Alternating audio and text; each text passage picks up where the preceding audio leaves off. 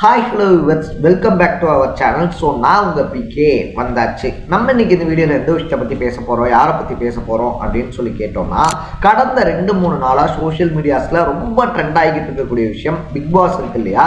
So big பாஸில் வந்துட்டு VJ பார்வதிக்கும் Kamrudeen இவங்க 2 பேருக்கும் சேர்ந்து வந்துட்டு பார்த்தோம் அப்படின்னா டபுள் ரெட் கார்டு அப்படின்றது கொடுத்து வெளியனுப்பப்பட்டிருக்காங்க அப்படின்னே சொல்லலாம். ஸோ இது வரைக்குமே வந்துட்டு பார்த்தோம் அப்படின்னா பிக் பாஸை பொறுத்த வரைக்கும் ரெட் கார்டு வாங்கின கண்டஸ்டன்ட்ஸ் அப்படின்றதெல்லாம் இருக்காங்க அப்படின்னு இருந்தாலும் கூட முதல் பெண் போட்டியாளரா, அது தமிழ் பிக் பாஸ் கிடையாது, ஓவராலா வந்துட்டு இந்தியாவில் டெலிகாஸ்ட் பண்ணக்கூடிய தமிழ், தெலுங்கு, கன்னடம், மலையாளம் அப்படின்னு சொல்லிட்டு எல்லா லாங்குவேஜ்லையும் சேர்த்துமே பார்த்தோம் அப்படின்னா ரெட் கார்டு வாங்கின முதல் பெண் கண்டஸ்டண்ட்டாக வந்துட்டு விஜே பார்வதி மாறி இருக்காங்க அப்படின்னு சொல்லலாம்.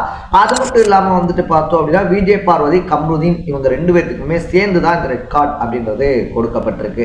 ஃபர்ஸ்ட் ஆஃப் ஆல் வந்துட்டு பார்த்தோம் அப்படின்னா இதை பல பேர் செலிப்ரேட் பண்ணிக்கிட்டு இருக்காங்க அப்படின்னு தான் சொல்லணும். அப்பாடா விஜே பார்வதி இருக்காங்க இல்லையா, பாருக்கும் கம்ருதீனுக்கும் வந்துட்டு ரெட் கார்டு அப்படின்றது கொடுத்துட்டாங்க. இந்த சீசனில் கொஞ்சம் நஞ்ச ஆட்டமாக போட்டாங்க, அவங்க பண்ண வேலைகள்லாம் என்ன அவ்வளோ கரெக்டான வேலைகளா அப்படின்ற மாதிரி பேசிக்கிட்டு இருக்காங்க. இன்னும் ஒரு சிலர் அவங்க என்ன பண்ணுறாங்க அப்படின்னா சாண்ட்ரா இருக்காங்க இல்லையா, அவங்கள வந்துட்டு பிளேம் பண்ணிக்கிட்டு இருக்காங்க. இப்படி ஒரு ஆக்டிங் அப்படின்றத போட்டு அவங்க 2 பேரோட லைஃபையே காலி பண்ணிட்டீங்களே, கண்டிப்பாக வந்துட்டு கர்மா இஸ் எ பூமராங், உங்களுக்கும் அந்த மாதிரி ஒரு சுச்சுவேஷன் வரும் அப்படின்லாம் பேசிக்கிட்டு இருக்காங்க. நம்ம என்ன பேச போகிறோம் அப்படின்னு சொல்லி கேட்டோம்னா, இது ஃபேரா அன்ஃபேரா?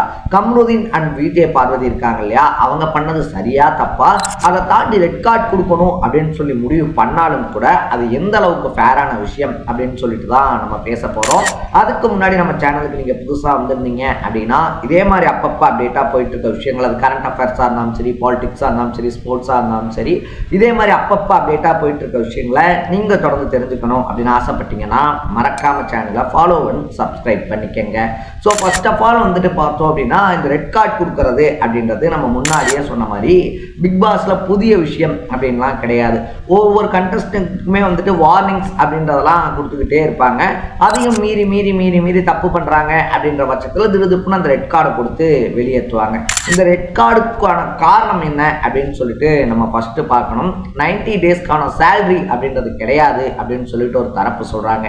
ஒரு பிளேயருக்கு வந்துட்டு ரெட் கார்டு கொடுத்துட்டாங்க அப்படின்னா அந்த டெலிவிஷன் இருக்காங்க இல்லையா, அவங்க போட்ட அக்ரிமெண்ட் படியே வந்துட்டு பிக் பாஸ் கண்டஸ்டன்ட் எல்லாருமே உள்ள வராங்க இல்லையா, உள்ள வந்த நாள்ல இருந்து அவங்க எத்தனை டேஸ் பார்ட்டிசிபேட் பண்ணியிருந்தாலும் சரி, 20 நாள், 30 நாள், இல்லை 90 நாள், 100 நாள் அப்படின்னு பார்ட்டிசிபேட் பண்ணியிருந்தாலும் அந்த ஷோ முடிஞ்சதுக்கு அப்புறமா ஒரு குறிப்பிட்ட கேப்ல தான் வந்துட்டு அவங்களுக்கான அந்த அமௌண்ட் அப்படின்றத செட்டில் பண்ணுவாங்க. இன்கேஸ் கேம்ல வந்துட்டு நீங்க தப்பா வந்துட்டு இந்த மாதிரி ரெட் கார்டு வாங்குற மாதிரி தேவையில்லாத விஷயங்கள் பண்ணி போனீங்க அப்படின்னா உங்களுக்கான அந்த அமௌண்ட் வராது அப்படின்றதும் மென்ஷன் பண்ணப்பட்டிருக்கு அப்படின்னு சொல்றாங்க. 2வது விஷயம் வந்துட்டு பார்த்தோம் அப்படின்னா 90 நாளா வீட்டுக்குள்ள இருந்தவங்களுக்கு அந்த வழி அனுப்புற விதம் அப்படின்றது இருக்கு இல்லையா, அந்த ஏவி போட்டு காட்டுறது, ரிட்டன் கிஃப்ட் கொடுக்கறது அப்படின்னு சொல்லிட்டு அந்த மாதிரிலாம் எதுவுமே கிடையாது. டோர் ஓப்பன் ஆகும், அப்படியே நீங்க வீட்டை பார்த்து போக வேண்டியதுதான் அப்படின்றதான் அந்த ரெட் கார்டுக்கான ரூல்ஸ்.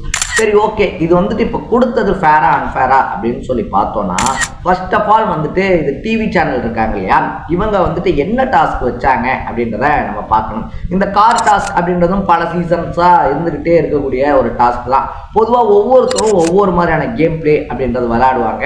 ஸோ நம்ம ஃபர்ஸ்ட் சீசன்லேருந்தே எடுத்துக்கிட்டோம் அப்படின்னா பலருமே ஒவ்வொரு ஸ்ட்ராட்டஜி ஒவ்வொரு மாதிரி விளையாடுவாங்க. அசீம்லாம் வந்துட்டு அக்ரெசிவாக விளையாடி இருந்தாரு. அதை தாண்டி வந்துட்டு பார்த்தோம்னா ஏடிக்கு அசீம்லாம் வந்துட்டு கண்டமேனிக்கு சண்டை போடுவாங்க. ஆனா அந்த சீசன்ல அசீம் தான் டைட்டில் வின்னரா இருப்பாரு. இன்னொரு பக்கத்துல உண்மை, நேர்மை, நியாயம்னு பேசிக்கிட்டு இருந்த விக்ரமன் வந்துட்டு பார்த்தோம் அப்படின்னா ரன்னர் அப்பா வந்திருப்பாரு. ஸோ ஒவ்வொரு சீசனுக்குமே வந்துட்டு பார்த்தோம்னா ஒவ்வொரு ஸ்ட்ராட்டஜி, ஒவ்வொரு ஐடியாலஜி அப்படின்றத ஃபாலோ பண்ணி தான் அவங்க இது பண்ணுவாங்க. ஸோ அப்படி இருக்கும்போது நம்ம பார்க்கும்போது இதில் யார் மேலே தப்பு? சாண்ட்ரா இருக்காங்க இல்லையா, சாண்ட்ரா மேலே தப்பா, பார்வதி மேலே தப்பா, கம்ருதீன் மேலே தப்பா அப்படின்னு சொல்லி கேட்டோன்னா அவங்க கொடுத்துருக்க டாஸ்க்கை பாருங்க. ஃபர்ஸ்ட் ஆஃப் ஆல் வந்துட்டு அந்த காருக்குள்ளே இருக்கணும். காருக்குள்ளே வந்துட்டு நீங்கள் தூங்கிடக்கூடாது. அந்த காருக்குள்ளே யார் லாஸ்ட் வரைக்கும் இருக்காங்களோ அவங்களுக்கான பாயிண்ட்ஸ் அப்படின்றது வந்துட்டு இன்க்ரீஸ் பண்ணப்படும். அதுவும் அந்த டாஸ்க்கை எப்போ கொண்டு வந்து வைக்கிறாங்கன்னா அந்த டிக்கெட் டு ஃபினாலே இருக்கு இல்லையா, அந்த டிக்கெட் டு ஃபினாலே வீக்கில் கொண்டு வந்து வைக்கிறாங்க. ஸோ டிக்கெட் டு ஃபினாலே அப்படின்றது வந்துட்டு பார்த்தோம்னா இவ்வளோ நாள் கஷ்டப்பட்டதுக்கு முதல் ஆளா ஃபைனலிஸ்டா உள்ள போறதுக்கான ஒரு வாய்ப்பு. அப்படிப்பட்ட ஒரு வாய்ப்புக்கான ஒரு போட்டியில என்ன வேணாலும் பண்ணலாம், எப்படியாவது ஜெயிச்சே ஆகணும் அப்படின்ற மைண்ட் செட்டோட தான் விஜே பார்வதி, கம்ருதீன், அதை தாண்டி நம்ம அந்த இடத்துல இருந்தாலும் எப்படியாவது ஆப்பனன்ட்ஸை பீட் பண்ணி அந்த கேமுக்கு போகணும் அப்படின்றது தான், அந்த இடத்துக்கு போகணும், ஃபஸ்ட்டு ஃபைனலிஸ்ட்டாக போகணும் அப்படின்றது தான் நம்ம எல்லாருமே நினச்சிருப்போம். ஸோ அப்படி இருக்கும்போது அந்த காருக்குள்ளே தூங்கக்கூடாது, அந்த காரில் இருக்கக்கூடிய ஆட்களும் குறையணும் அப்படின்னும் போது டைம் ஆக ஆக ஆக ஆக இவங்களும் என்னென்னமோ பண்ணி பண்ணி பார்ப்பாங்க. எல்லாத்தையும் தான் சொல்கிறேன், விஜய் பார்வதி கம்ருதீன் அவங்கள மட்டும் சொல்ல, என்னென்னமோ பண்ணி பண்ணி பண்ணி பண்ணி பார்த்து எதுவுமே ஒர்க் அவுட் ஆகலை அப்படின்னும் போது இன்னொரு பக்கத்தில் டைமும் இன்க்ரீஸ் ஆகிக்கிட்டே இருக்கும். ஒரு லெவலில் நம்மளுடைய கண்ட்ரோல் அப்படின்றது நம்ம கையை விட்டு போயிடும். அவங்களை எப்படியாவது வெளியே தள்ளிடணும், நம்ம ஜெயிச்சே ஆகணும் அப்படின்ற அந்த சுச்சுவேஷனுக்கு வரும்போது தான் சாண்ட்ராக் நடந்த சம்பவம் அப்படின்றது நடந்திருக்கு. அப்போ நீ என்ன விஜய் பார்வதியும் கம்ருதீனையும் வந்துட்டு நியாயப்படுத்துறியா, அவங்க வந்துட்டு அன்ஃபேரா எவிட் பண்ணப்பட்டாங்கன்னு சொல்றியான்னு கேட்டால் கண்டிப்பாக கிடையாது. பட் ஒவ்வொரு சின்ன சின்ன தப்புகள் இருக்கு இல்லையா, அந்த வீட்டுக்குள்ளே இதுக்கு முன்னாடி விஜய் பார்வா இருந்தாலும் சரி, கம்ருதீனா இருந்தாலும் சரி, இவங்க வந்துட்டு பார்த்தோன்னா தொடர்ந்து பல வேலைகள் அப்படின்றதெல்லாம் பண்ணிக்கிட்டே தான் இருக்காங்க. அதை நம்மளாம் பார்த்துக்கிட்டே தான் இருக்கோம்.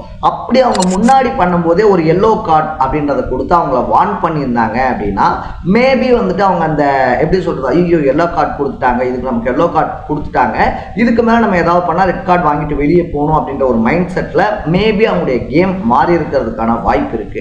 அவங்க பண்ணும்போதெல்லாம் விட்டுட்டு டிஆர்பிக்காக 90 நாள் வரைக்கும் அவங்கள யூஸ் பண்ணிக்கிட்டு அவங்க மூலியமா வந்துட்டு ஷோவை ஓட்டிட்டு 90 நாள் கழிச்சு திடுப்புன்னு வந்துட்டு பார்த்தோம்னா சேம் டிஆர்பிக்காக அவங்கள வெளியே அனுப்புறது அப்படின்றது இருக்கு இல்லையா, அதுதான் அன்ஃபேர்னு சொல்றேன். கம்ருதீன் இருக்கார் இல்லையா, கம்ருதீனும் பார்வதியும் பண்ணது அன்ஃபேர்னா விஜய் டெலிவிஷனும் அவங்கள முடிஞ்ச அளவுக்கு யூஸ் பண்ணிக்கிட்டு அவங்க தப்பு பண்றாங்கன்னு தெரிஞ்சு ஒரு எல்லோ கார்டு கூட கொடுக்காம ஸ்ட்ரெயிட்டா ரெட் கார்டு கொடுத்து அவங்கள வெளியேற்றினதும் அன்ஃபேர் அப்படின்னு தான் சொல்றேன். ஸோ நீங்க டிசைன் பண்ணக்கூடிய டாஸ்கே அப்படிதான் டிசைன் பண்றீங்க. நீங்க டிசைன் பண்ணி அவங்கள மன உளைச்சலுக்கு உள்ளாக்குறீங்க, அவங்கள வந்துட்டு அந்த மாதிரி பண்ண தூண்டுறீங்க அப்படின்னும் போது தப்பு பண்றவன் தப்பு தான், ஆனா அதை தாண்டி அந்த தப்பு பண்றதுக்கு தூண்டவன் மேலையும் தப்பு இருக்கு அப்படின்றதான் என்னுடைய பாயிண்ட் ஆஃப் வியூ.